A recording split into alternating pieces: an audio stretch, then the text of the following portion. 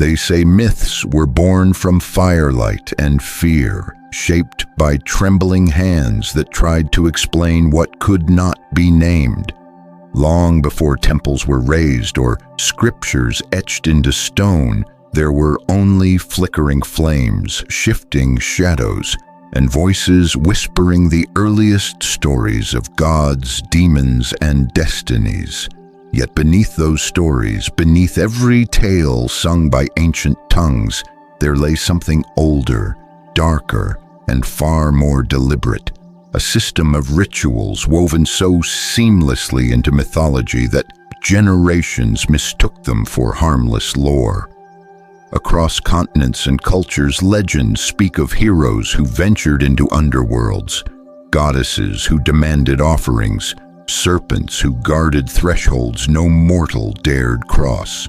But hidden beneath these tales is a pattern, a pulse, an echo of rites designed not merely to entertain or instruct, but to bind humanity to forces beyond its understanding. The rituals were not always sinister by intent. Many began as attempts to negotiate with a world that seemed alive, unpredictable, hungry. But over centuries, as stories were retold and reshaped, their meanings twisted. What once protected became a quiet engine of fear. What once guided became a doorway through which something unseen could reach. Some cultures carved runes of protection into their thresholds, believing they kept evil spirits away. Others whispered names of forgotten gods to call down blessings. Children repeated rhymes about night creatures lurking in forests. But what if these acts were not simple customs? What if they were fragments of rituals left over from civilizations that understood magic differently? What if mythology itself was a vault, a subtle, deceptive archive, preserving rituals powerful enough to bend fate, summon entities, or manipulate collective belief? Scholars rarely agree on the origins of myth. Yet ancient manuscripts from distant lands record a curious phenomenon. The same symbols, the same cycles, the same archetypes appearing in cultures with no known contact. A maiden stolen away by darkness, a serpent guarding forbidden knowledge, a ritual sacrifice to renew the world. These parallels are too precise to be coincidence. It is as though an unseen hand shaped human storytelling, embedding instructions, warnings, and enchantments in narratives told to children and elders alike. One forgotten codex, nearly crumbled by centuries of neglect, describes myths as the first curriculum of the human soul. Not stories, lessons, not metaphors, mechanisms, rites encoded in narratives so the mind would absorb them without resistance. The Codex warns that some myths were engineered to awaken certain instincts, silence others, or prepare entire societies for forces they could neither see nor name. Across mountains and deserts, ruins whisper the same truth. Stone circles aligned with solstices, caverns etched with spirals that lead inward like a descent into mind or memory. These were not mere artistic expressions. They were sites of convergence where story and ritual intertwined, places where the veil between myth and reality thinned, and an ancient intelligence watched, waiting to see which civilizations would understand and which would misuse what they found. For myths did more than explain the unknown. They hid it. And in hiding it, they preserved rituals that were never meant to be resurrected. As night settles over the imagined borders of early civilizations, wind stirs through forgotten sanctuaries and abandoned shrines. If one listens closely, the echoes of old chants seem to vibrate in the stones. Not curses, not invocations, something more cautious, more deliberate, warnings disguised as wonders. Tonight, as the first chapter opens, we step into the realm where mythology trembles, where stories remember what humanity has forgotten, and where sinister rituals lie dormant beneath the oldest tales ever told. As twilight settles over the ancient world, one begins to realize that myths were never simply born. They were constructed, layered, crafted with an intention so subtle that even now, thousands of years later, the true purpose breathes quietly beneath the familiar tales we recite without question. The stories of heroes, monsters, gods, and cosmic battles were facades, beautiful veneers masking structures far older than human civilization. And like all structures built on secrecy, they whisper when the world grows quiet. Across desert ruins and moss-covered temples, archaeologists have uncovered carvings whose meanings elude even the most skilled linguists. Spirals enclosing human figures, serpents devouring their tails while standing beside kneeling worshippers, sun discs encircled by shadows. These symbols appear in cultures separated by oceans and millennia, suggesting not diffusion but direction, a shared ritualistic blueprint quietly passed through myth. Consider the recurring tale of descent. In Greek lore, Orpheus enters the underworld. In Sumerian myth, Inanna descends into shadow. In ancient Vedic texts, the soul journeys through realms unseen. These are not mere narratives of loss or redemption. They are instructions. They outline a ritual path, a sequence of symbolic transformations, each step a mirror to the human psyche. Early priesthoods understood this. They guided initiates through ceremonies that paralleled these myths, believing that reenacting the descent allowed one to glimpse truths inaccessible to the unprepared mind. Yet somewhere along history's fractured path, the ritual overshadowed the purpose. What began as symbolic introspection hardened into literal sacrifice. Bodies replaced metaphors, blood replaced contemplation, and myths, once designed to elevate, became tools that tethered humans to forces they no longer understood. In the cold highlands of the north, sagas recount warriors offering their own sight, their own breath to gain wisdom from spectral gods. But hidden beneath these heroic retellings lies something unsettling. Rituals demanding self-harm in exchange for altered states that ancient societies could not explain. The stories glorified the outcome. The rituals consumed those who attempted them. Even children's tales are not immune. Nursery myths meant to teach caution often mimic ancient protection rituals, knocking wood to repel misfortune, tossing salt to confuse spirits, repeating names to bind intention. These acts survive as harmless habits, yet their origins lie in arcane ceremonies meant to navigate invisible boundaries between the human world and something older, something watching. The most haunting evidence appears in the ruins of an unnamed civilization along a forgotten coastline.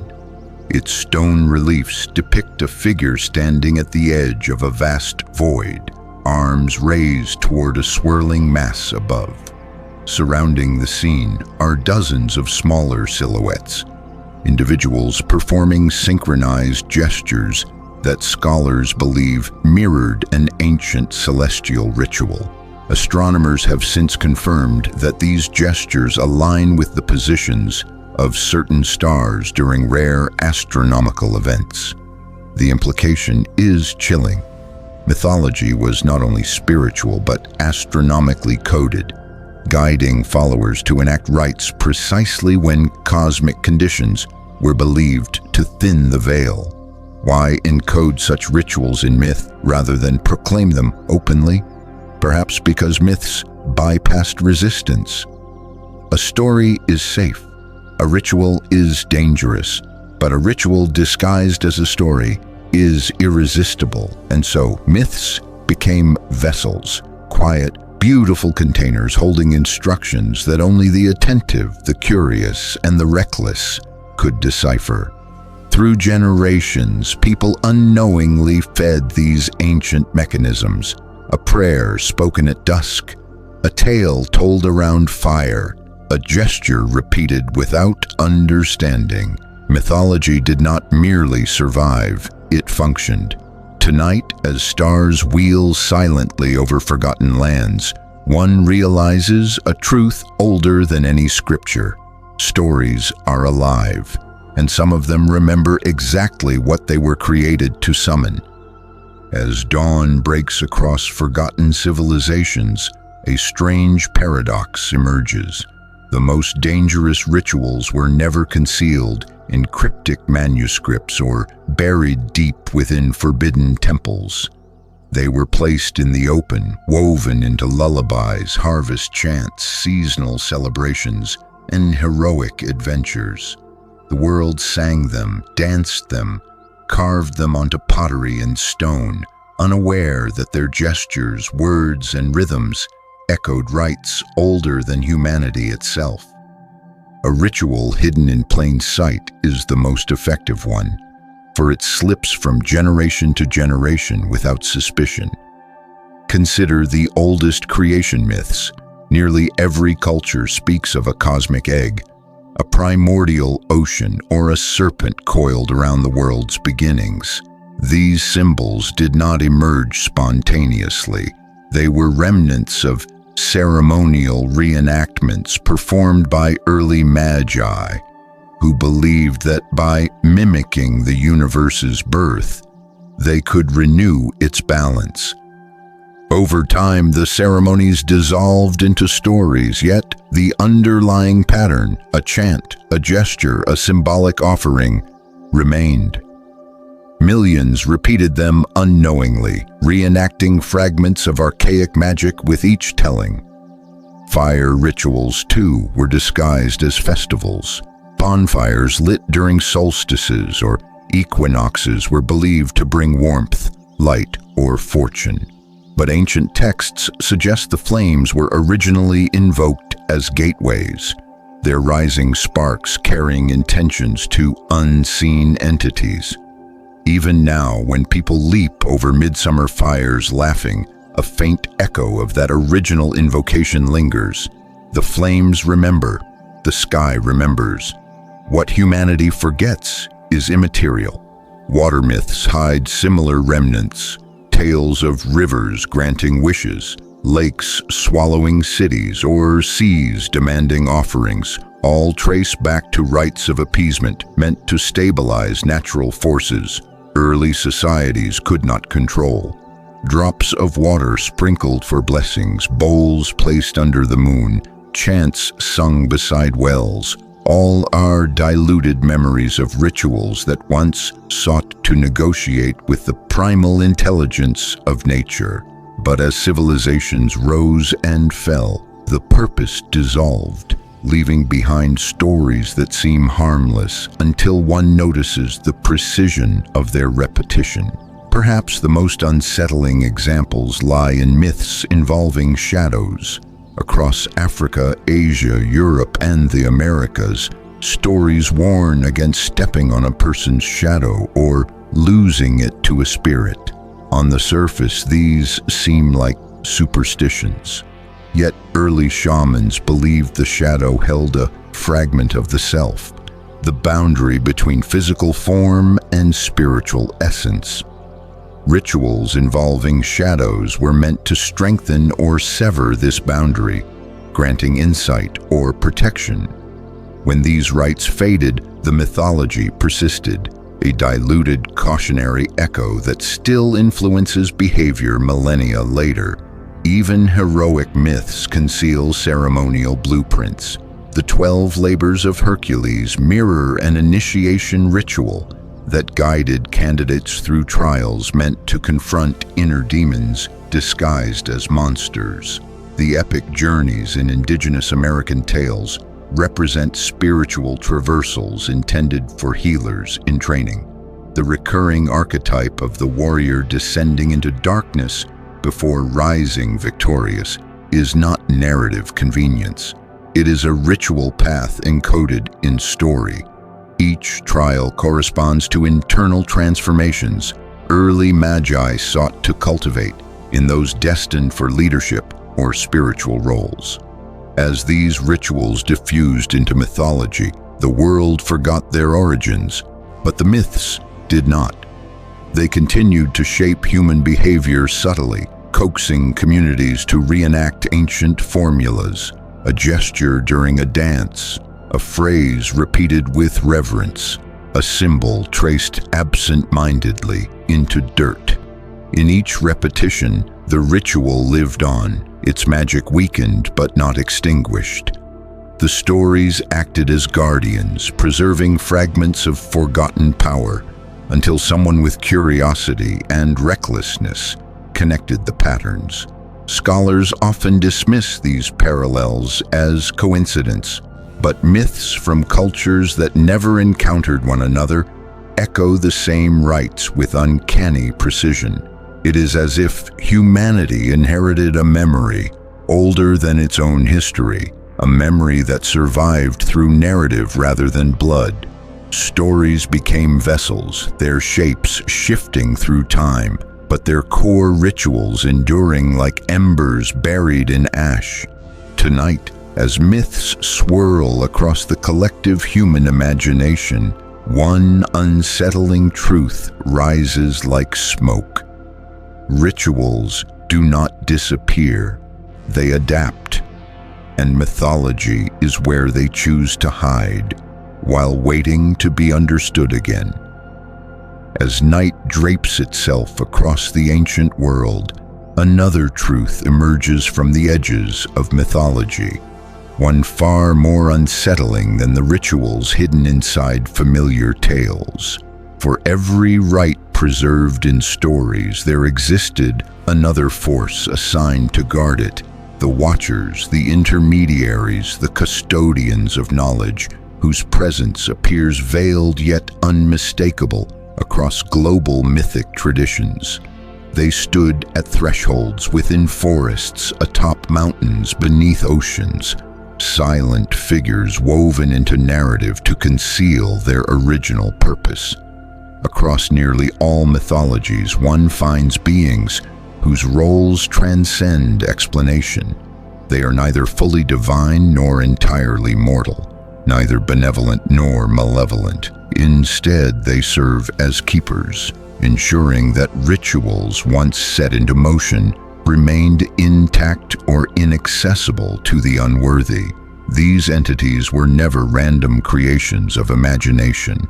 They were echoes of ancient magical governance systems designed by early civilizations to maintain balance between humanity and forces beyond comprehension.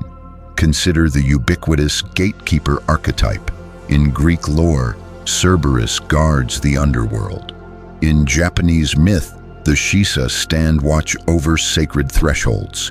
In Yoruba tradition, Eshu governs crossroads where destiny divides.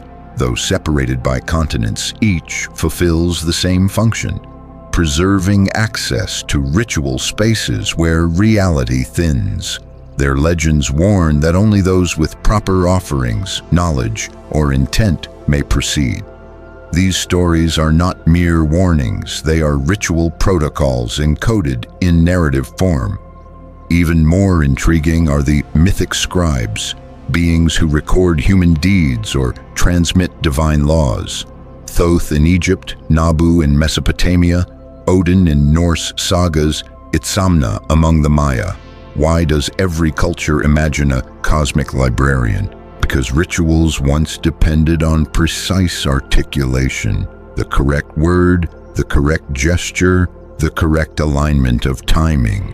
The scribe archetype ensured that these elements remained preserved even when civilizations collapsed. Myths turned them into deities, but originally they were symbolic embodiments of the memory system that safeguarded ancient rites. Shapeshifters in mythology also trace back to ritual guardianship. Stories of beings who appear as animals, shadows, or indistinct figures often signal entrances to sacred or forbidden zones. These forms allowed ancient societies to personify natural warnings, shifting landscapes, unstable energies, illusions created by fire or water. Yet beneath the metaphor lies a deeper truth. Rituals involving altered states often produced visions of transforming figures guiding or blocking the participant. Myths recorded these figures as supernatural entities, but they were reflections of psychological thresholds embedded into spiritual ceremonies. Perhaps the most enigmatic guardians are the Silent Watchers, beings who observe but rarely intervene. Angels carved into church facades, dakinis perched along Himalayan temple walls, jaguar spirits painted on Amazonian pottery. Their eyes follow, judge, measure. They represent the ancient belief that every ritual action triggered cosmic attention. Nothing done in those sacred spaces was ever solitary. The Watchers were reminders that magic required accountability long before societies even conceived of written law. Yet with time, as rituals faded and stories remained, these guardians became mythic specters, their original context dissolved. Children learned about them through bedtime tales. Scholars debated their symbolic meaning. Artists carved them into monuments without remembering why their ancestors chose those forms. But myths did not forget. They preserved the guardians faithfully, allowing them to remain embedded in cultural memory, even when humanity no longer recognized their purpose. Modern readers encounter these figures with curiosity or fear, unaware that they once functioned as safeguards against improper use of ancient knowledge. For rituals, especially the sinister ones, were never meant to be approached casually.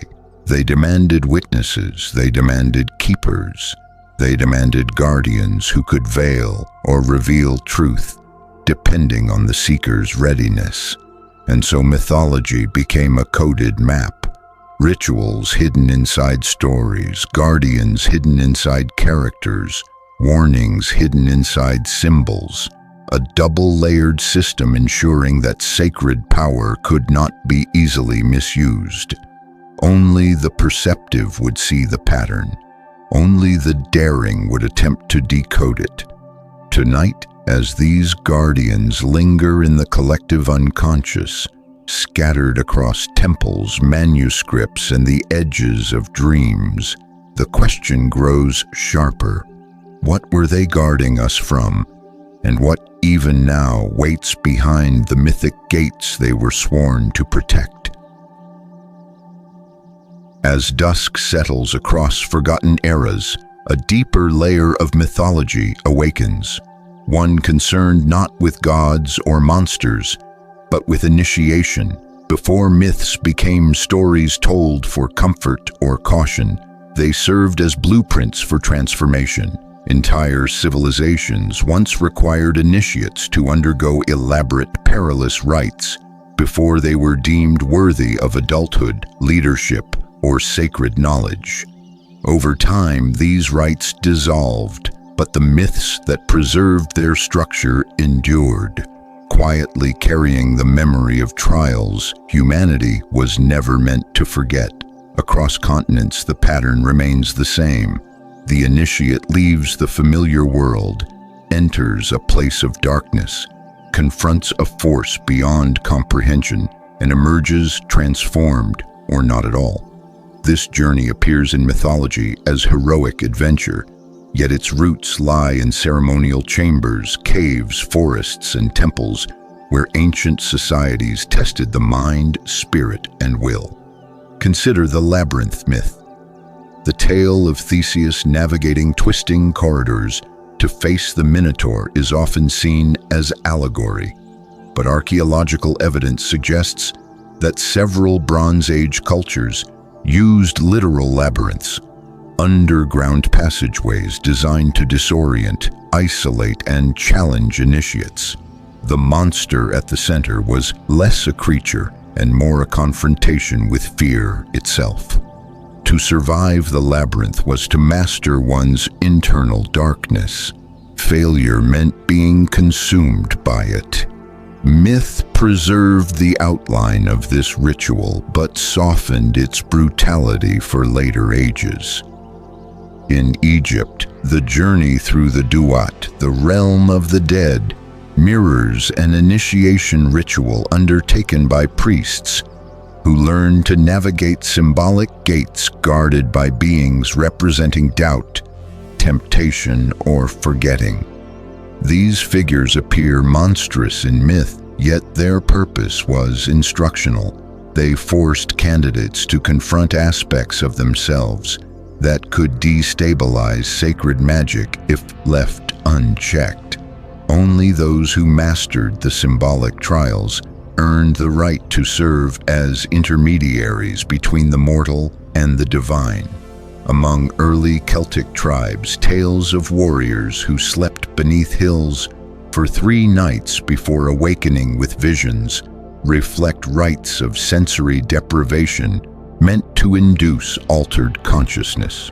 The fairy encounters described in myth were metaphors for hallucinations, interpreted as messages from the other world. Those who emerged enlightened became advisors. Those who emerged broken became cautionary tales whispered across generations. Even more haunting are the initiation rites, hidden in children's myths. Consider the recurring theme of being swallowed by a creature and later released.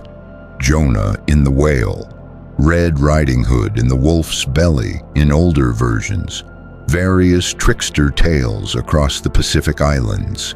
These narratives mirror shamanic rites in which initiates symbolically died before being reborn as intermediaries between worlds. Myth carried the shape of these experiences long after the rituals themselves faded. Yet the most dangerous initiations were those that tampered with memory. Ancient manuscripts from Central Asia describe ceremonial practices wherein initiates drank infusions meant to blur personal identity, allowing them to experience what elders called ancestral recall. The myths that emerged from these rites describe heroes who suddenly remembered forgotten languages, past lives, or cosmic secrets. The ceremony's purpose was to create unity between the living and the dead, but the side effects, madness, dissociation, unshakable visions, led later generations to abandon the rite, leaving only myth to recount its awe and terror. Initiations were not merely personal transformations. They were mechanisms designed to preserve societal order. By passing through ritual danger, initiates earned the wisdom to lead, heal, or guard sacred knowledge. But as societies changed, the ritual's dangers outweighed their perceived value. Slowly, they slipped into silence. Only their narrative skeletons remained, drifting through myth like ghosts wearing symbolic armor. Modern readers imagine these stories as entertainments, metaphors, or primitive attempts at psychology. Yet beneath their softened forms lies a chilling truth. Each story is a coded survival manual, teaching humanity how to confront inner and outer darkness. The lost initiations were maps. Myths preserved their outlines so future generations would not stray too far from ancient wisdom, even if the rituals themselves became too dangerous to practice. Tonight, as shadows stretch across ruins and forgotten altars, one can almost feel the old initiations watching from behind the stories. They remind us that transformation was never meant to be easy. and knowledge was never meant to be harmless. The question is no longer why these initiations existed, but what humanity risks by forgetting them. Night falls across the ancient world, and with it rises one of mythology's most unsettling truths: the near universal presence of sacrifice. Every culture, separated by oceans, deserts, and centuries, crafted tales in which blood, breath, or offering was required to appease forces too vast to comprehend. Modern interpretations soften these narratives into symbolism, stories of devotion, loyalty, or cosmic balance. But the earliest versions tell a different story. They reveal a dark symmetry, a ritual architecture preserved through myth to ensure humanity never forgot the cost of power. In the oldest surviving hymns of Mesopotamia, gods demand offerings to maintain the fragile order of creation. In Mesoamerican myths, the sun refuses to rise without sacrifice, as if reminding mortals that cosmic stability depends on exchange. Greek tragedies recount heroes sacrificing those they love to placate capricious deities. These tales were not metaphors. They were dramatizations of rites practiced long before the stories took shape. Rites meant to negotiate with forces believed capable of shaping fate itself. Yet what is remarkable is not the existence of sacrifice, but its precision. Myths describe rituals performed at specific times, solstices, eclipses, the first harvest moon, as though they followed celestial schedules known to ancient astronomers and magi. The alignment between ritual timing and cosmic events appears intentional, suggesting an advanced understanding of how myth, belief, and natural cycles intertwined. Sacrifice in this context was not brutality, it was calibration. Even more haunting are the sacrifices concealed within seemingly harmless myths. Consider the tale of Persephone's descent and return. Each year she travels into darkness, and each year she rises again. Beneath this gentle seasonal metaphor lies the remnant of a ritual cycle, once performed by communities seeking agricultural renewal. Instead of offering lives, they offered their fears, their silence, their obedience to unseen powers believed to rule life and death. Over time, the physical sacrifice disappeared, but the mythic pattern endured, quietly training societies to internalize the idea that renewal requires loss. Myths of trickster gods also conceal sacrificial logic. Loki's betrayals, Anansi's bargains, Coyote's pranks, each ends with a price paid by gods or mortals. These stories taught early listeners that deceit, curiosity, or cleverness could invoke unseen costs. The ritual embedded in these myths was psychological, to caution, to restrain, to impose moral boundaries, long before written law existed. But the most chilling sacrifices appear in myths where victims vanish without explanation.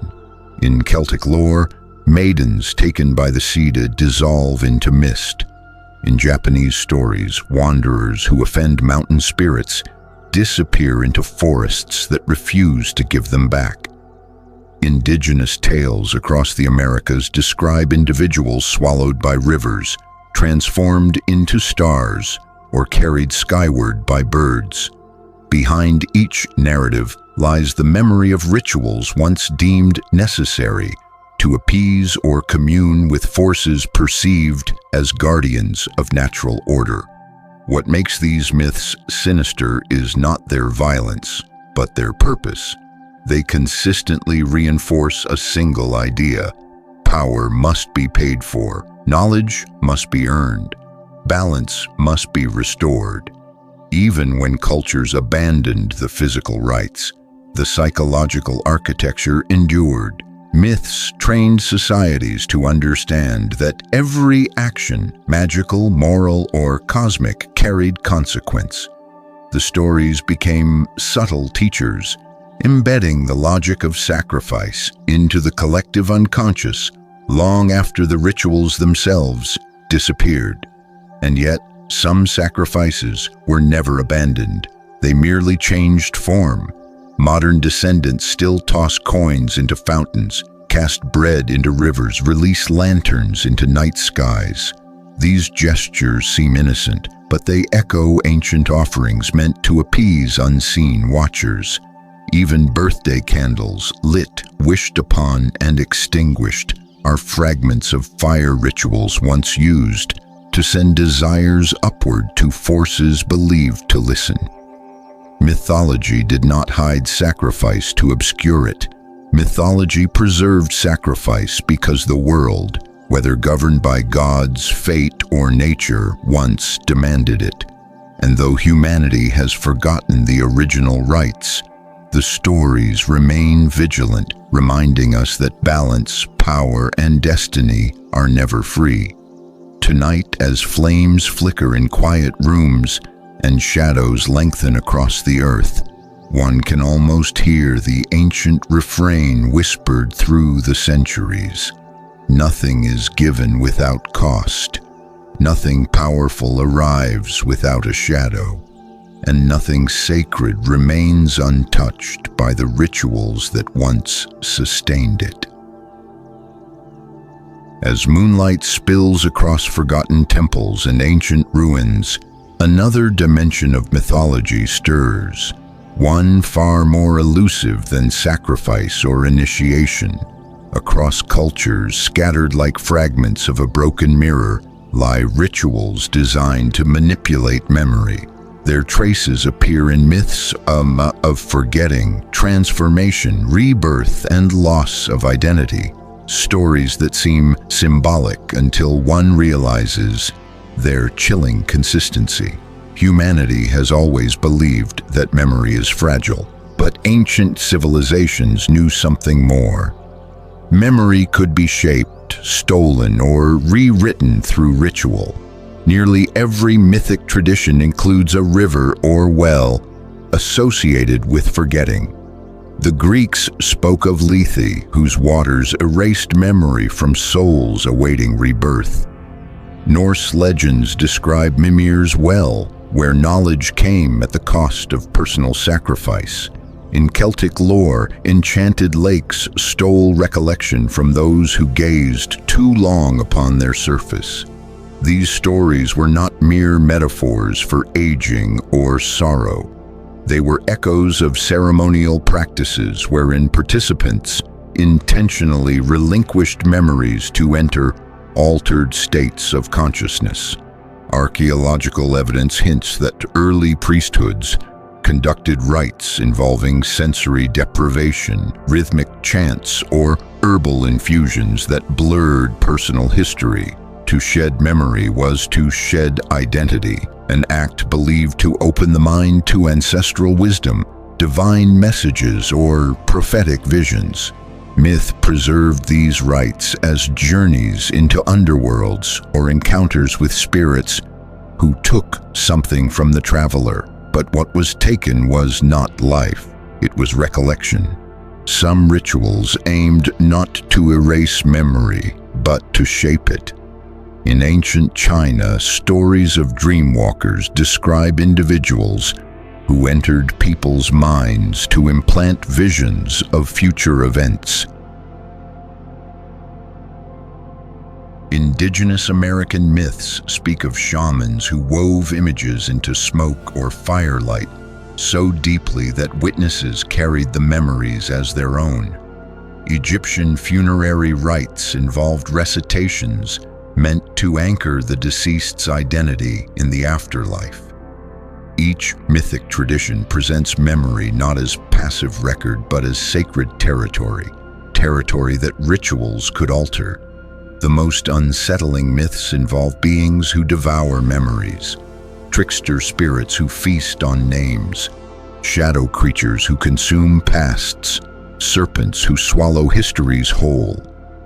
These entities represent forces that early cultures believed lurked at the edges of consciousness, psychological or spiritual threats capable of stripping a person of selfhood.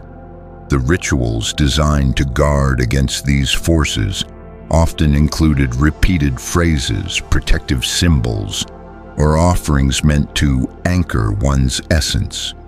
Today, these survive as harmless superstitions, writing one's name on talismans, repeating affirmations, placing meaningful objects beside beds to ward off nightmares.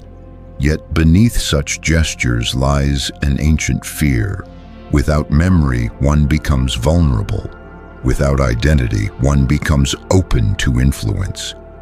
It is no accident that so many myths revolve around characters who forget their origins, the lotus eaters who lose themselves in bliss, the heroes who forget their vows, the mortals enchanted by fairy realms until their names, and thus their power, fade. These stories warned listeners of the dangers inherent in losing connection to self, but they also preserved the structure of rituals that once intentionally erased identity for spiritual or social transformation. Memory manipulation was not always sinister. Some cultures used ritual forgetting to heal trauma, dissolving painful recollections through chants or symbolic burial. Others used it to unify communities, encouraging individuals to release personal grievances during festivals. Myths remembered these practices as moments of divine mercy or cosmic resetting. But even the gentlest forms of memory magic required caution, something myths repeatedly emphasized through tales of irreversible forgetting. Perhaps the most haunting evidence of ritualized memory alteration lies in the recurring myth of the second birth.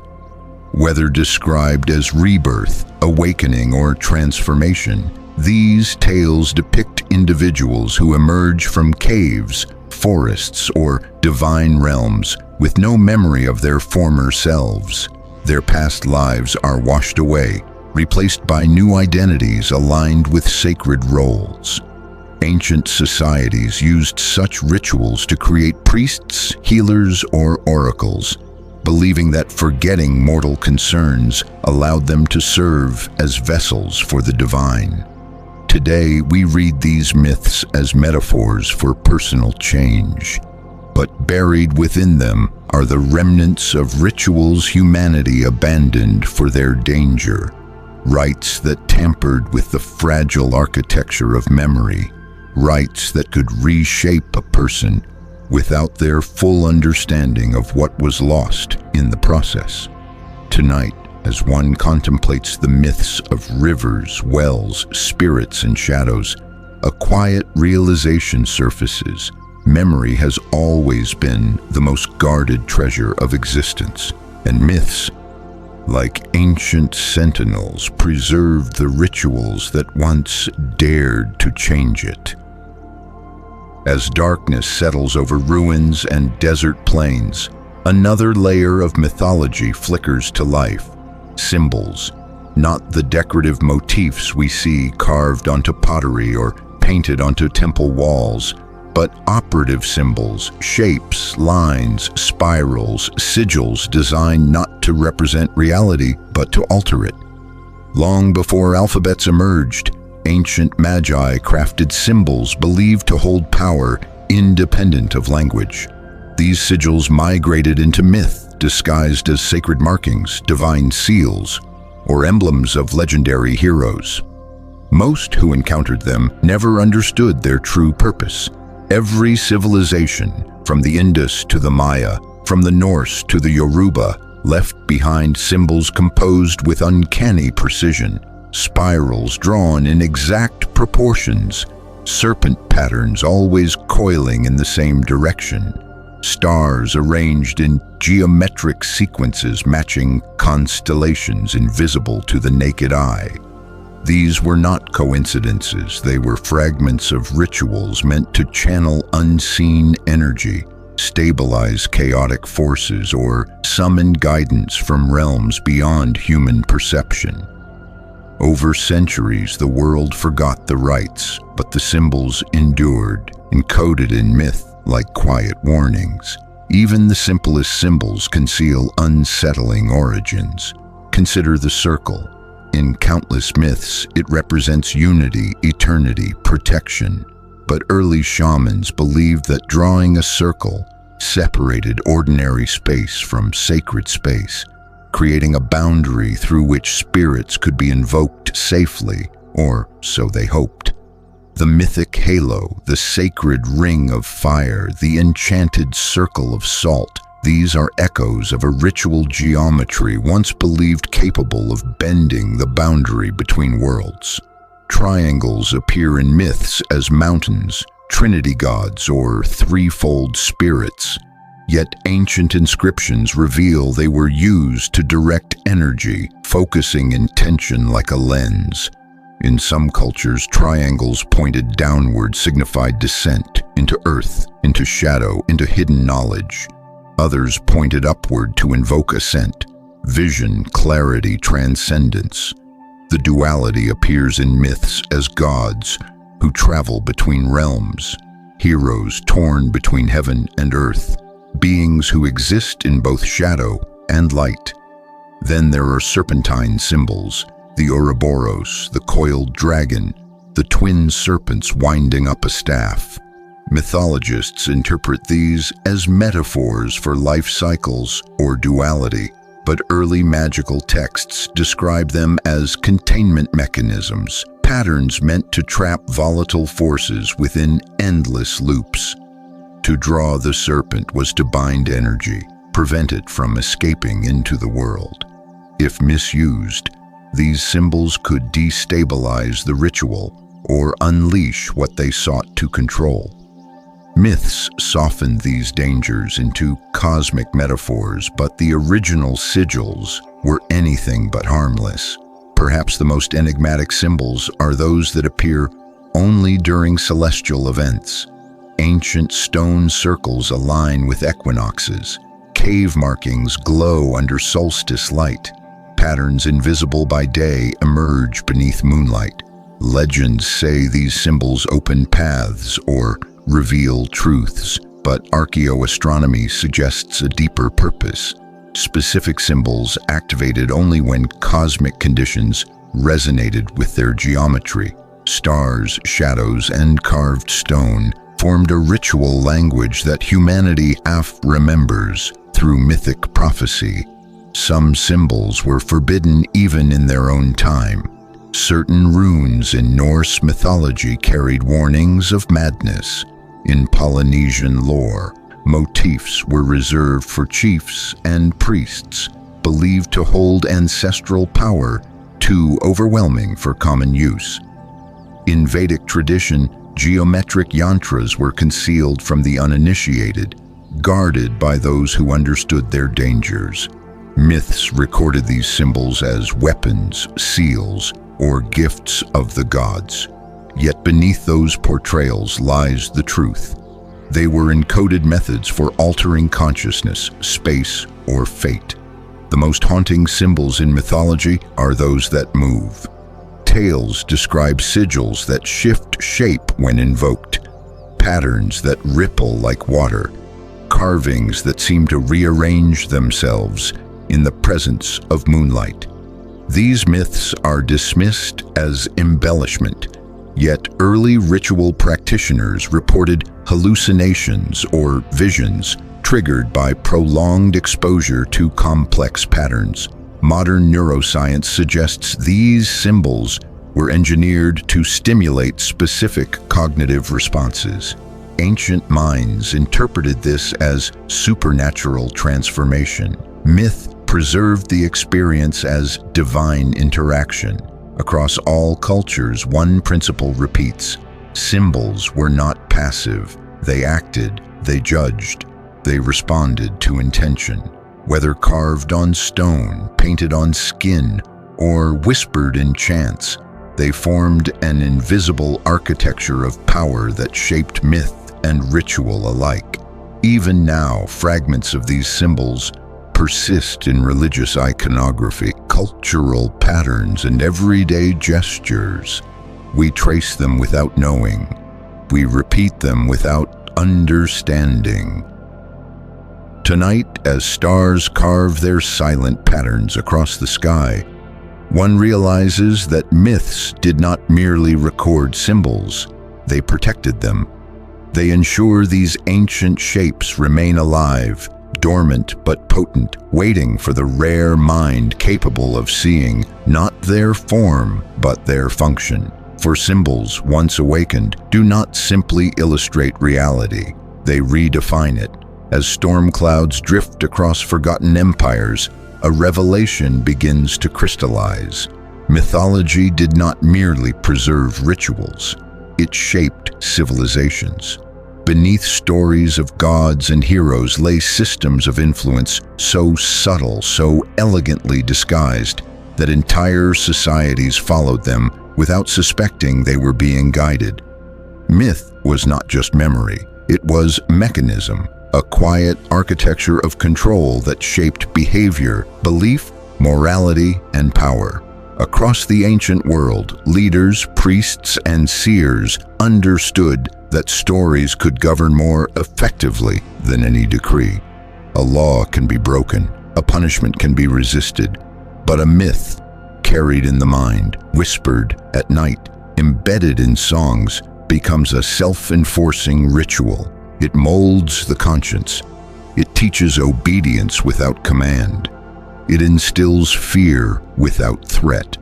And so myth evolved into a tool that shaped social order through narrative inheritance rather than force. Consider the mythic taboos that governed early communities. Tales warning against entering certain forests, touching sacred stones, or breaking cycles of ritual purity were rarely arbitrary. They preserved ecological balance, protected fragile resources, or limited contact with dangerous terrain. What appeared to be supernatural warning was often a coded survival mechanism, wrapped in fear to ensure compliance.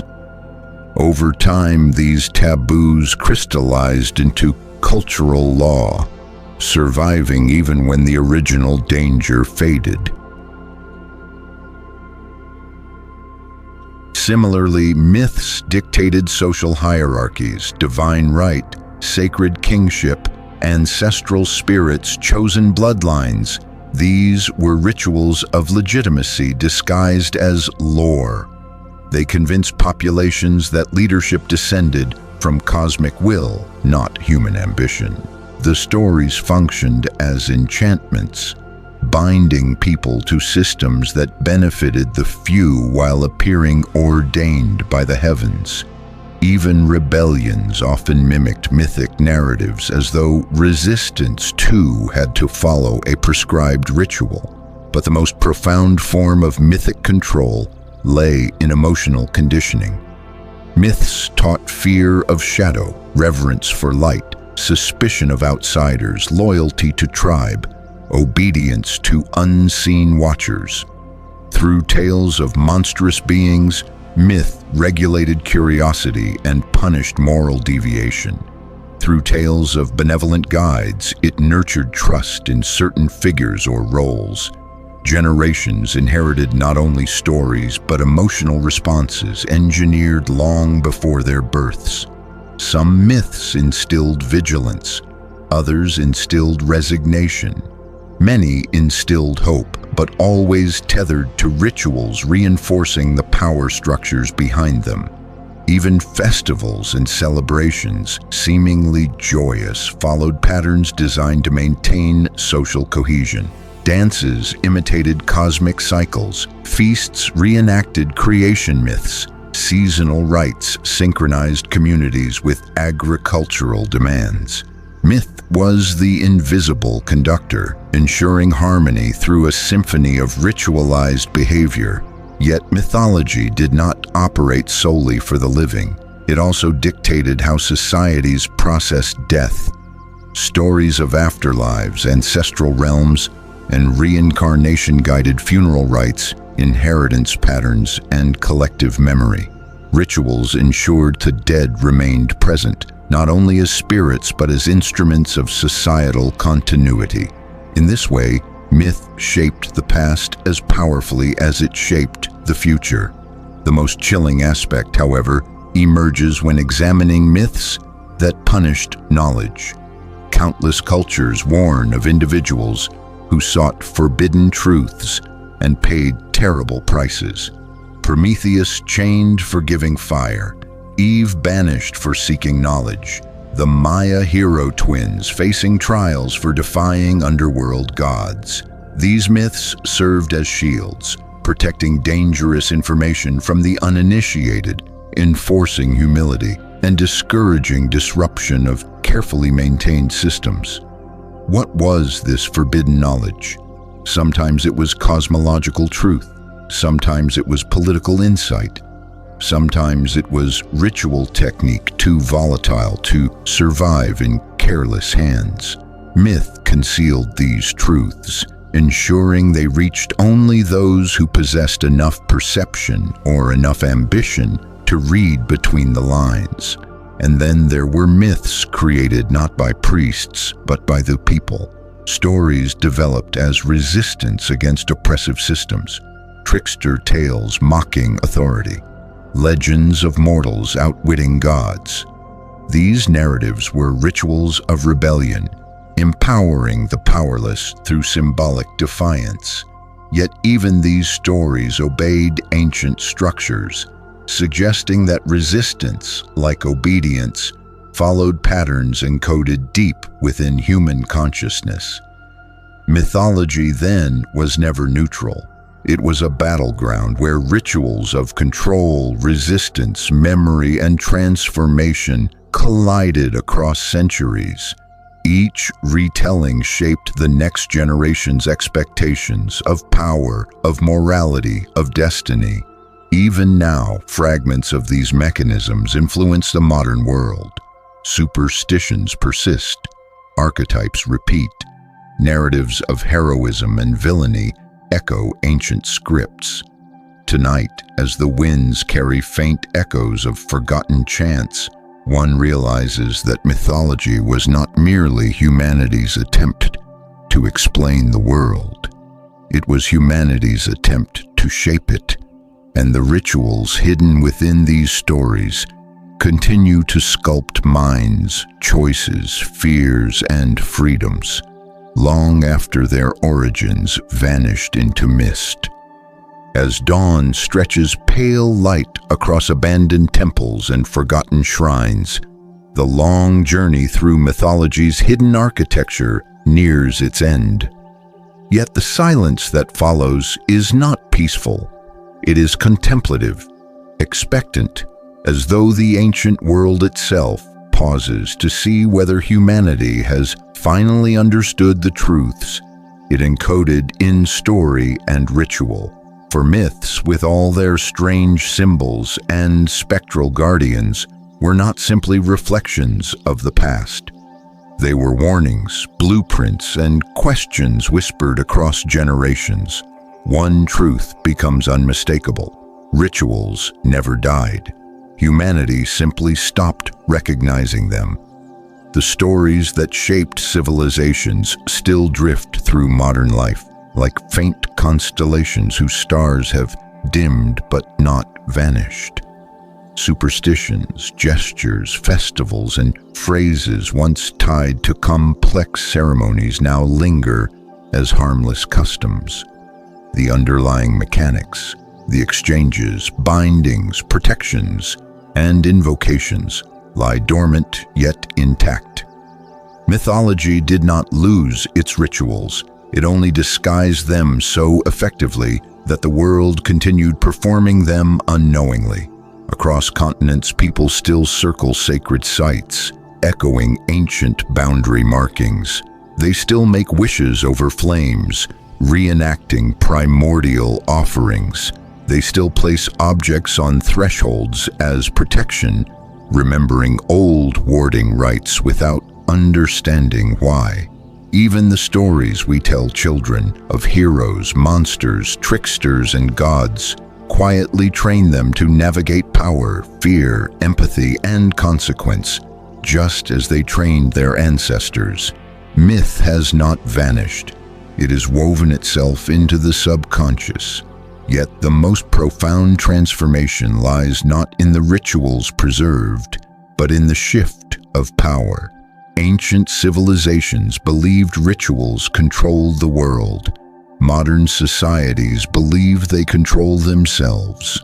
Neither belief is entirely true. What rituals once achieved through communal enactment, humanity now achieves through collective imagination. Stories remain the same, but the world that listens to them has changed. Still, mythology waits. Its symbols, guardians, and lessons remain patient, inhabiting the quiet spaces where reason loosens its grip.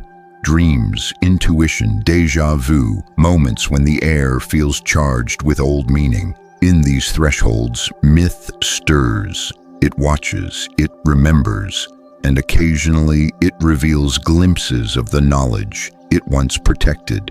This final truth emerges gently like mist rising from a river at dawn. Mythology was humanity's earliest mirror. It reflected what we feared, what we desired, what we misunderstood, but it also reflected what we were capable of becoming. The sinister rituals hidden in its stories were never meant to enslave humanity. They were meant to test it, its wisdom, its restraint, its hunger for truth. Some failed those tests. Some wielded ritual power recklessly, scarring their civilizations. Others treated myth as sacred memory, approaching its mysteries with humility. Most forgot, and the forgetting brought peace. But forgetting does not erase, for myth, like stone, like shadow, like memory, endures. And so this journey ends where it began, with stories whispered in darkness, stories that shaped worlds, stories that hid rituals to keep the unready away and invite the perceptive inward, stories that still speak, softly but unmistakably, to those who have learned to listen. Tonight, as the last embers of ancient fires fade, mythology exhales one final lesson. The greatest rituals are not cast in temples or beneath eclipsed moons. They are cast in the human mind, in the stories we choose to believe, and in the truths we dare to uncover. Thus, the myths rest, watchful and waiting, their rituals no longer sinister, only silent, until the world is ready to understand them again.